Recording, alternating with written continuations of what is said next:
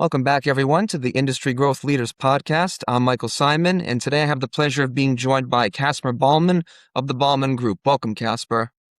Thank you very much, Michael. It's a pleasure to be here.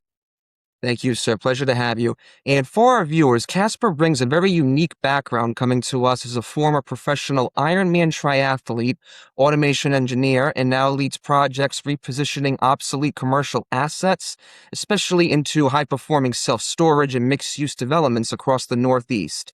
So, Casper, having said that, let's start here at the beginning with your story. You're originally from Denmark, had a career as a professional Ironman triathlete, built and sold a sports training business in Mallorca, lived in Moscow, and eventually moved to the US. So, how did that path lead you into the real estate development and repositioning industry? Yeah, that's a good question, Michael. I probably don't have your sort of traditional background, right? I originally in Denmark, it's a very non-entrepreneur friendly sort of environment. High taxes, they tax you on unrealized gains actually on real estate. So it's if you want to do anything in that realm, in that area of the world, it's very, very hard. Sure. So I always, like, since a very early age, knew that this was not the place for me to continue, grow, and develop my career. So I actually early moved to Serbia first and did some consulting work as an engineer before I started my pro career as an athlete. Mhm. And then built my sports business in Mallorca called Vuelta Mallorca, where I had the pleasure of spending 3-4 months out of the year enjoying the sunny Mallorca and bringing amateur athletes around on their bikes and swim and run around the island. Mhm. When I met my now wife and business partner, by the way, Olga, we wanted to start fresh. So she went to MIT here in Boston, where I'm sitting now, and lived there for some years. And I was looking for the next place to live, so we decided to move to Moscow. Seemed like a great place. There I started a pretty unsuccessful import-export business of sporting goods. Mhm. And after having been there a couple of years in 2019, late 2019, we decided that, we wanted to start a family, and Moscow was not the place. So I actually sold my company, the Vuelta Mallorca company, right before COVID. So it's like talking about timing, selling a travel agency or a travel company before everything shut down. Yeah. So so that was a pretty good timing. And then we moved over here and started doing some real estate. Olga already owned, a little bit of condos and stuff like that. And me coming over there, over here, I was like trying to figure out what was the next step in my career and what did I want to do. Mhm. And I started looking into our residential portfolio. We both had some money saved up and actually started, growing that single family, multifamily assets. But the yield was so tight. I mean, if you could make, 2-3% cash flow on your money, like, and the rest was appreciation, you Yeah. were happy. It was a good deal. And that just didn't work for me. So I started looking into commercial asset classes. And I mean, before I started the business, I never opened a spreadsheet in my life, an Excel spreadsheet in my life, right? Mhm. Um, so it was a challenge for me, but Olga with her background did a lot of that in the beginning.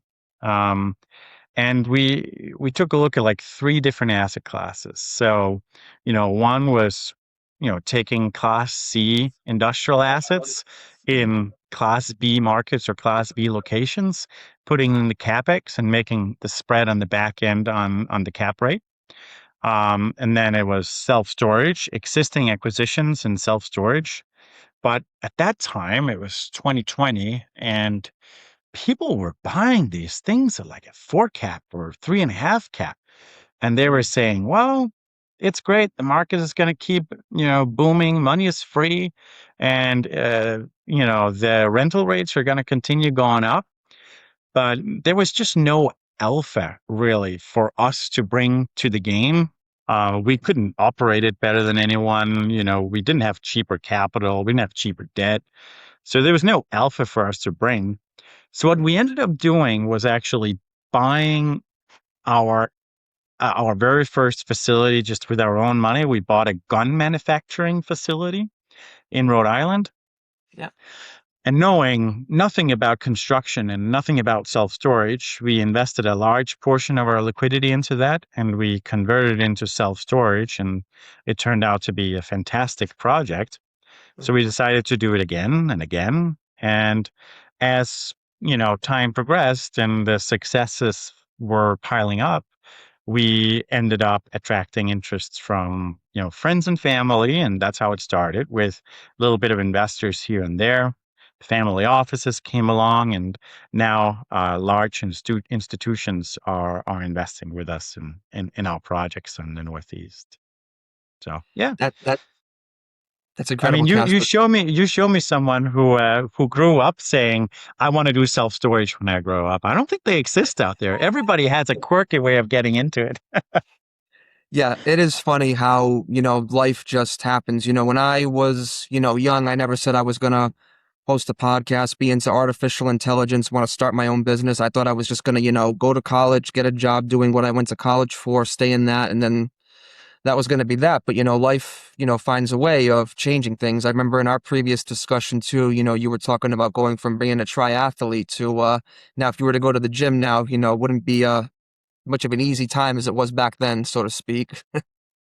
No, I mean, it was a big change going from being, pro athlete doing maybe 50, 55 hours of active exercise in any given week, right? And Yeah. now I do maybe 70 hours in the office instead. So it was a big change. I mean, I used to joke at saying, my athlete career, it's 100 pounds, two kids, and a wife ago, So, Yeah.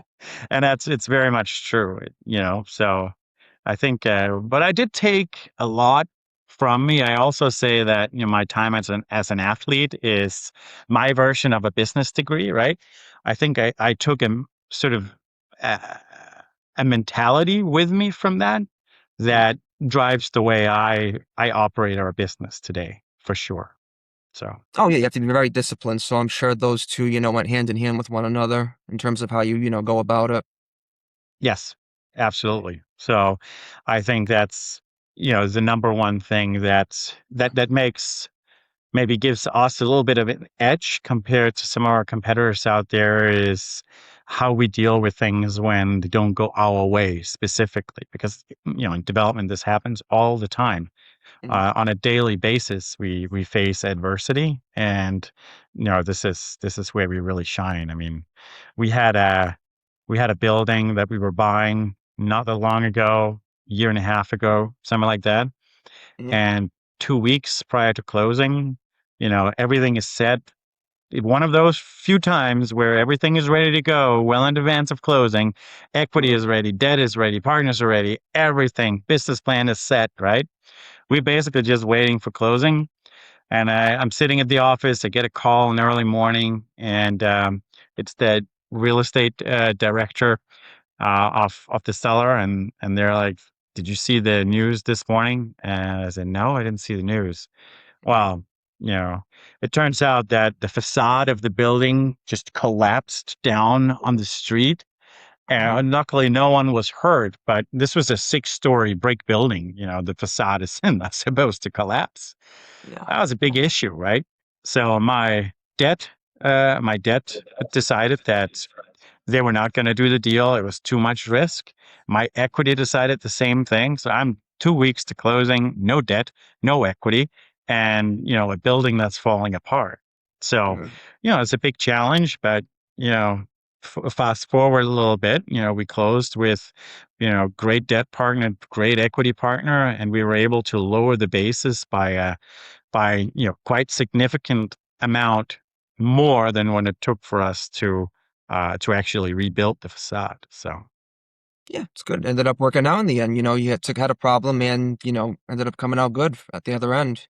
well, yeah, Yeah. Well, So yeah, it was an interesting deal, but yeah, no, but you always get these issues when you're trying to close a deal or when you're doing any sort of construction or development. These projects, these issues during these projects, they always come up.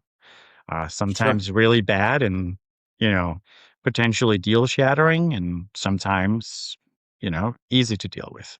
So, Yeah, and thank you for sharing that example. I would imagine that something like that, doesn't happen very often. But, what I want to take the opportunity to do here is ask, your company focuses on breathing new life into obsolete or underutilized commercial properties, again, often converting them to self storage with mixed use elements. So, if we have that scenario in mind, can you walk us through what a typical project looks like, the process behind it? I know everyone is surely different, but, I'm sure there's a pattern there somewhere. yeah, I mean, I think there's no typical project. We have our company divided into four verticals. Vertical number one really is major markets, primary markets, where we have an institutional partner that funds our projects. These projects are unlevered, so we do them all cash. And these are probably the most interesting projects. I mean, these would be so downtown Boston, New York City, really high barrier to entry markets. And here the process really starts the second we have an agreement with the seller. So I am entirely at risk, and my company is entirely at risk for every dollar spent, which typically is right around $1 million before the thing is permitted in the city of Boston. And we close with our equity partner. And the process starts with community engagement for us. So every single project we build, it is extremely important for us that we bring the community in to give their feedback on our design. We understand what that particular area or community is really longing for, and we deliver on that, because most of our projects here in Boston or New York or wherever we do them in the major markets, they will have the passive self-storage users on the upper floor, and we will find a way to activate the street. So activate that ground floor, bring some life into a district that in many cases are, revitalizing industrial district, right?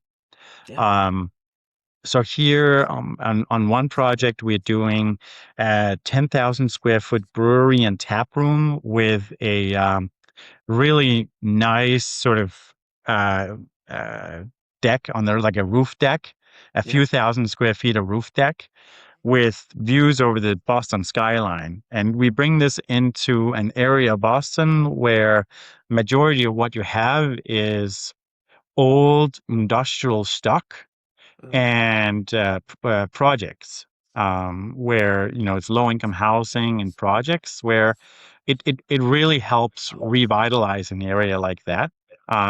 So these are the kind of projects we really like to put out there, where we really listen to the community. So that initial community engagement takes us a while and helps us formulate the overall program for our development. But what it really does is it makes sure that when we take this to the city, we have such overwhelming support from the community that it's extremely hard for them to turn us down. So we bring So it into the city, and they've tried to tell us that they don't want to see our projects come to life because it is not in the best interest of the community, which is usually what they would say. yeah. That is shut down immediately when you hand them 250 letters of support, and you have people show up at the meeting. So it Wow. becomes very hard to push us back. Yeah, for 250 people to take the time and actually write a letter like that for something for the community, that's, that's legit. I can't think of many people, especially in this day and age, who would, even be bothered. A lot of people seem to have more of a, I don't care attitude, but, to have that type of commitment, it shows they're really invested in you and what you're building. Yeah, I mean, we'll bring a food truck out in the beginning, and we'll have our designs posted, and we'll bring people in to chat about them. We'll all have some good food together, and just figure out what the community needs. And I think that's the key to our success. That's why in many cases we can get projects done in areas where otherwise it's extremely hard. Yeah, and that brewery that you mentioned, just out of curiosity, because I would love to see that when it's finished. Whereabouts in around you is it being put right now It's or developed? about 10 minutes or so, 10-minute drive, probably 5 actually from where I'm sitting today. So I'm located in Brookline and this is in Mission Hill. Okay, excellent. I'll have to keep an eye out for that. What's the timetable on it? Do you know, like a rough timetable? Yeah, we're about 2 years out from completion on Oh, that one. okay then. So we got another one that's about a year out. That's going to be a mixed use with office and ground floor retail. So there's going to be a little restaurant and another few retailers in there. It's going to be a great project as well. Again, married with self storage on the upper floors. Mm, excellent. Very good system you've got going there. Mhm. And I want to shift gears a little bit here and talk about some industry trends. So your company focuses again on breathing new life into these buildings. So when we talk about what are the biggest, challenges and opportunities you're seeing right now in Northeast commercial real estate, whether it's zoning, financing, market demand for the self-storage, or I guess turning eyesores into community assets. Yeah, I mean, so it depends a little bit on our projects in major markets. The biggest issue is really, sort of the timeline and the cost to get these things permitted, and the risk associated with it. Yeah. It's th- it's so hard to get things permitted here in Boston, for example, especially for a use like self storage. But the biggest opportunity right now is that it's very, very, very hard for everyone else to go in and do multifamily, for example. Mm, So lots that were permitted or allotted for multifamily, we actually have the ability right now to pay more on a per acre basis than 90% of the multifamily developers out there. mm, Just given the sheer economics of what we built versus what they built and the rent we can commence. So that gives us quite the advantage, and yeah. it's something that's not going to last more than about a year or two. Okay. So yeah, it sounds like in general it's just really the red tape, so to speak. But once you get everything cleared and then actual, construction and repurposing starts, that's when things seem to move a little bit more smoother in general. Yeah, but a lot of the larger groups out there who would be, qualified to do something like what we are looking at doing here, that they're not willing to put, $1 million at risk to get something permitted or 800 grand. It's that a lot of firms are not structured in a way where this is even possible. Mm, So that leaves smaller or mid-sized developers like ourselves. Um, but most of those don't have the balance sheet to go out and do this, especially not at scale. mm. So that's where we differ a little bit. Yeah, excellent. That's very well positioned, for those types of projects. So really impressive what you've done there. And what I'd like to do now is shift gears a little bit towards my favorite topic, and that's AI. So Mhm, you've already mentioned to me you're using AI quite a bit for things like market and site research, top of funnel work, CRM, mhm. automation, email responses, so on and so forth. So, can you talk a little bit about the results you've seen and by extension, where do you think it's made the biggest difference? Yeah, I mean, I want to just, I think, say up front that we are in no way experts in AI. Everything is sort of self-taught. Which is probably a mistake. We've actually discussed having someone really go in and taking, I want to say education, but a longer term course in really getting to understand how can we best leverage this in our firm, right? Yeah. But right now, I see it solving a lot of the mundane tasks that were otherwise done by either virtual assistant or an assistant or junior staff, very Mhm. junior staff. And the way we have then positioned it is instead of having someone manually fill out a spreadsheet, for example, with whatever do I know, we take that time with the junior staff and we then actually bring them in and allow them to learn alongside us when we do more of the complex work that provides real value. So I feel like it kind of accelerates the learning of our junior staff and gets them to a point where they provide real strategic value sooner than when we just had them do manual, boring grunt work for 7 hours a day, right? Yeah. So I feel that's actually quite valuable. Um, Construction accounting and general project or asset management, it's super helpful. We feed everything from bills and requisitions from contractors, change orders. Everything is being put into a central system, and it Yeah. then automatically updates all our accounting and everything. So it's like very, very helpful um, on automating these tasks for making them easier and simpler. Certainly, yeah, and you've leveraged it quite a bit so far, it sounds like, and yeah, I know you don't know what you don't know, but if you let's say you had a wish list, is there anything off the top of your head you would like to see it do or like to learn more about if it has the ability to do that task? Absolutely, absolutely. I would really want to just dial in the top of funnel work.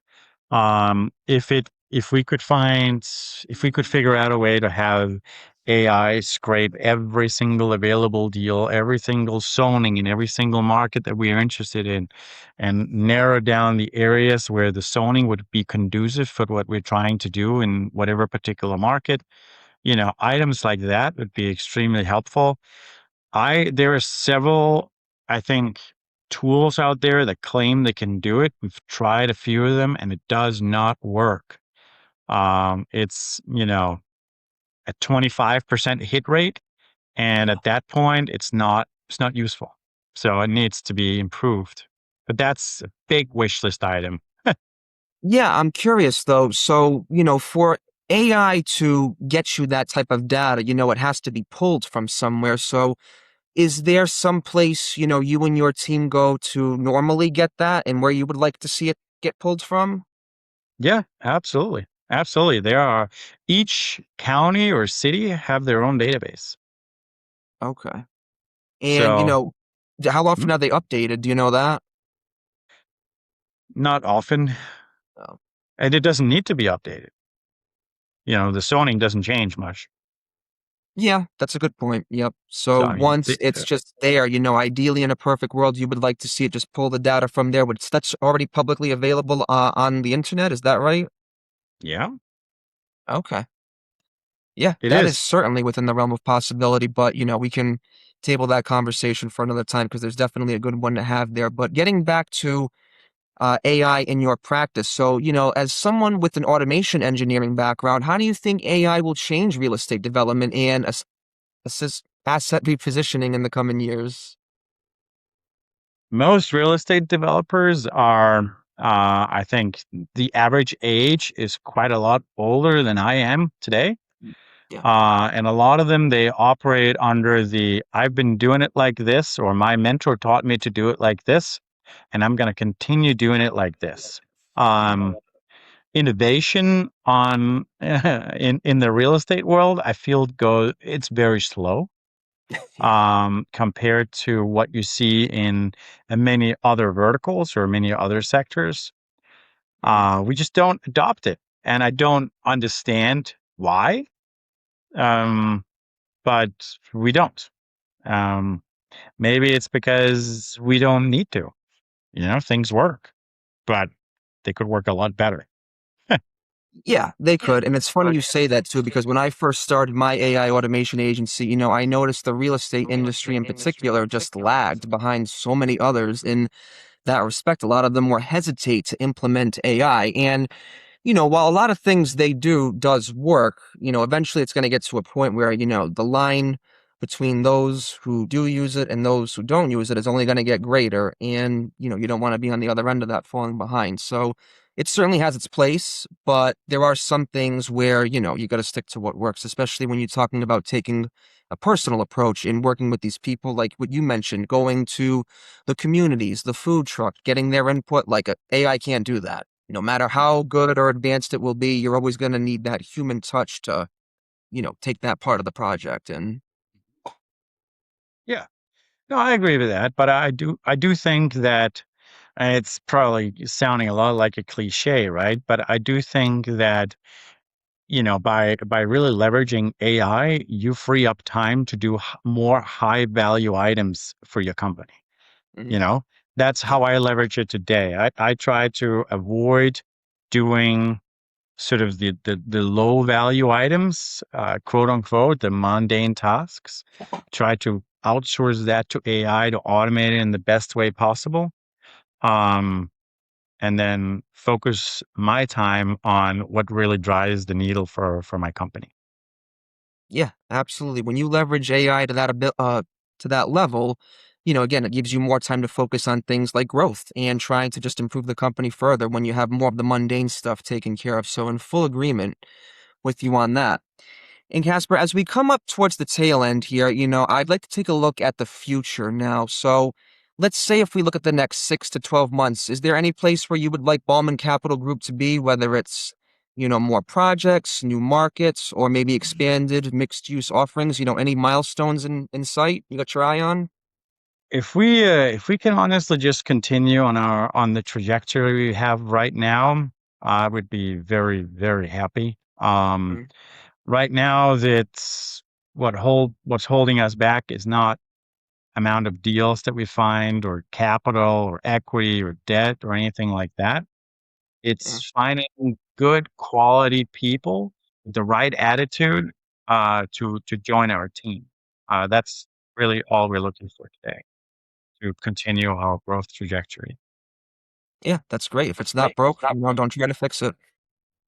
No, I mean, we we really have more projects and more equity than we know what to do with at this point. So our ability to execute is what I want to increase.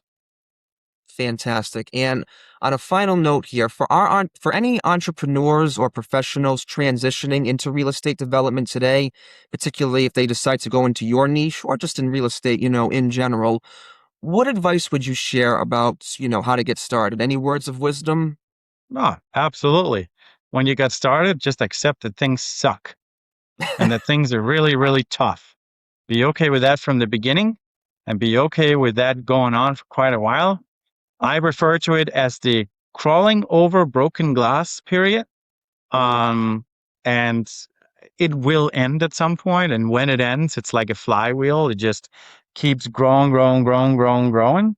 Um, but it's a really tough start to get it going. I mean, I don't know a lot of people who build a successful company who hasn't been about to go broke at least 3 or 4 times, Yeah, and that's especially in just real how it estate, is. like the first couple of years, those are always the most brutal. But usually, if you can survive that, then you're pretty good for the long haul. Yeah. Yeah, I agree with that. So now for me, it's all about growing our platform, and my personal goal is to create generational wealth for my kids and maybe their kids if we're lucky. Love that, Casper. You've certainly set an excellent foundation for that. I have no doubt that's going to come to fruition and be very, very successful. And a last bit here for our listeners. So, if anybody wants to learn more about you or the Ballman Group, potentially to get in touch or even, think about working with you, where would be the best place to do so be? Yeah, I mean, I'm pretty publicly available. So I mean, either a website or we can post my direct contact information, phone and email, in wherever platform that this goes out. I welcome everyone who has questions to reach out directly. I would love to hear from you. Great. Outstanding. Well, Casper, I want to thank you again for taking the time to come on today. Really appreciate all your insight, knowledge, and experience. This has been great. Hope you have a good one. You take care. Thank you, Michael. It's been a pleasure. Thank you, sir. Bye bye.